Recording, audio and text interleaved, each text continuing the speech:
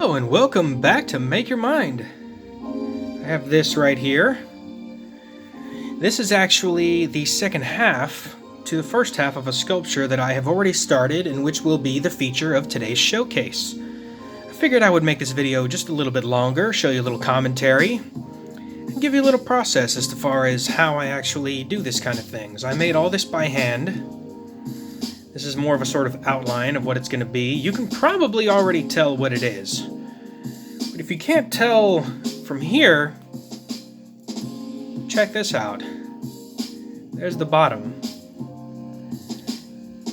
I am making a showcase sculpture of my favorite animal of all time, the Manta Ray. See, I got the gill slits on the bottom. I also have what a lot of people don't know what these are called. Of course, one of the names that these animals get are known as the devil ray because of these horns here, which is absolutely false. These are not dangerous. They're some of the most inquisitive and harmless creatures on the planet. The only way you can harm one is if you went up to it and punched it, and it would wreck you if it did. But these right here, these are cephalic horns, and they actually roll up when they're being stored, like so. So when the ray is actually swimming along, it looks like this, and then when the horn is out, it looks like that. We'll go ahead and leave the horns out for now. But when I was growing up, one of my favorite TV shows, I used to wake up every morning at 6:30, was actually a Transformers show called Beast Wars, and my favorite character on that show was indeed a Transformer named Depth Charge. He was a Maximal, that's the name. I was trying to remember it. And he was hunting down Rampage, who was a crab. And Depth Charge, his beast form, was in fact a Manta Ray. And so with this sculpt today,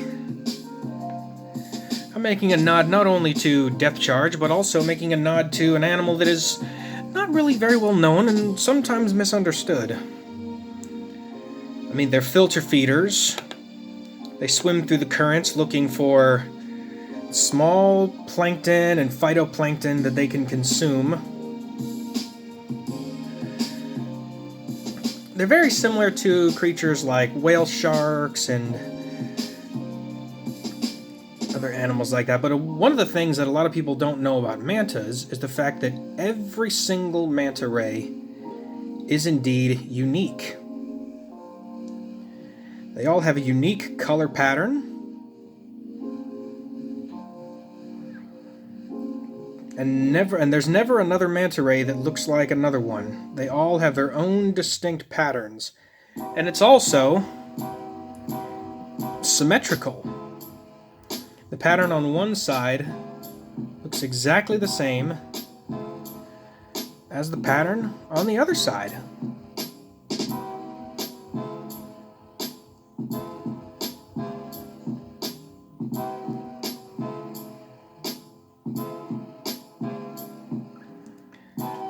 I'm trying to get the decent contrast between the two colors there.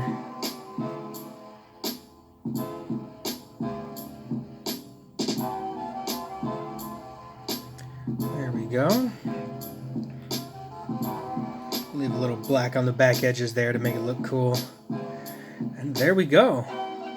So let's go ahead and blend this in a little bit more.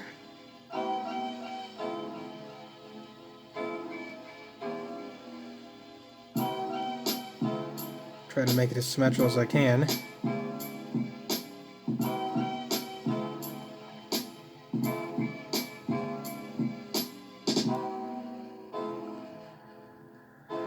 Alright, so there's our little pattern right there. Now what we're going to do is I'm going to take a little bit of extra black and I'm going to make another distinct marking.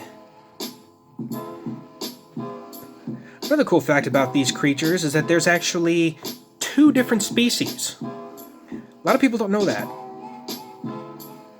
There's actually, I believe they're called I believe it's called the Atlantic manta ray. I'll have to look that up. And then they have another one that's called the Greater Manta Ray. And the Greater Manta Ray swims in deeper waters. Alright, now that we have our distinct patterns, let's go ahead and give him some eyes.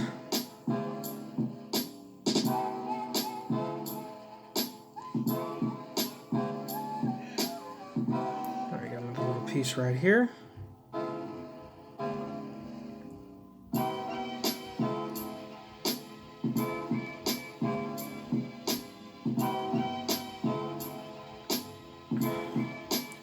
And ladies and gentlemen, there you have it. This is my showcase for today. This is my Manta Ray sculpture. As you can see, I got the black and white. I got some distinctive patterns on the back here. Try to get them as symmetrical as I can. Keep refining it and working on it. I got the little tail. I got the cephalic horns on the front with a couple little symmetric spots and designs on the back. Got the gills, the mouth, got the eyes located on the side there. And the funny thing is, I've actually seen these in real life. I actually live fairly close to the beach.